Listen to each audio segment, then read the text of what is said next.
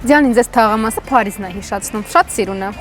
Բայց քանի որ Փարիզում բնակարանները շատ թանկ են, առաջարկում գաք ու գնեք այս բնակարանը ծառավ աղբյուրում $210,000-ով։ Ձյան ոնց թաղամասը չէր զիջում Եվրոպային, նույն ձև տան դիզայնը։ Շատ լավն է, շատ հանգիստ է, ասես նյարդերս հանգստացել են այս թաղամաս, եկանք այս տուն մտանք։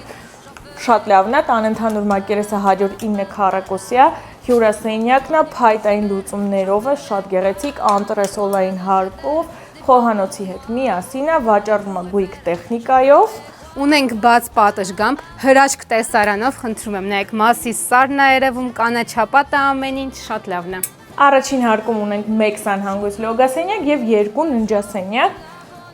Սա առաջինն է, ներկառուցված պահարանով, ֆրանսիական պատշգամբով տեսան դեպի բակ։ Սա էլ երկրորդ ննջասենյակն է, էլի